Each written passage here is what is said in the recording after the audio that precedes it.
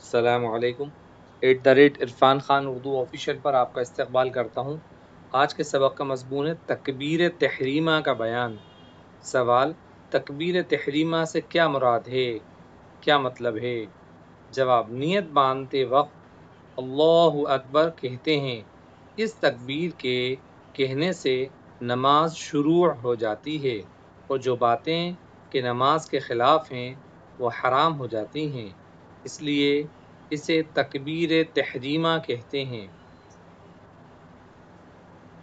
سوال: فرض نماز کی تکبیر تحریمہ جھکے کہیں تو جائز ہوئی یا نہیں؟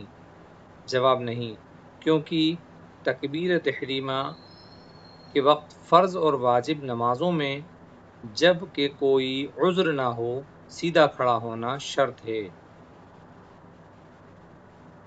سوال: نماز کے پہلے رکن قیام کا بیان۔ یہ چھوٹا سبق ہو جاتا ہے، اس لیے 2 سبق ساتھ میں پڑھا رہے ہیں، چھوٹے۔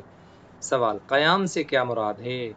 جواب: قیام کھڑے ہونے کو کہتے ہیں اور کھڑے ہونے سے ایسا سیدھا کھڑا ہونا مراد ہے کہ گھٹنوں تک ہاتھ نہ پہنچ سکیں۔ سوال: قیام کس قدر اور کس نماز میں فرض ہے؟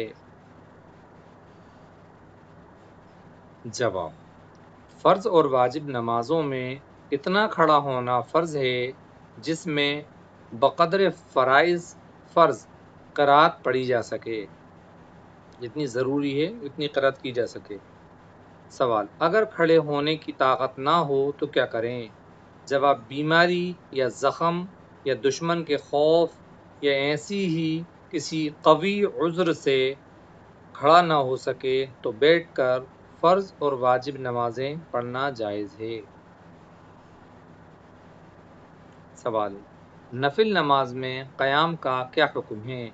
جواب: نفل نماز میں قیام فرض نہیں، بلا عذر بھی بیٹھ کر نفل نماز پڑھنا جائز ہے، لیکن بلا عذر بیٹھ کر نفل نماز پڑھنے میں آدھا ثواب ملتا ہے۔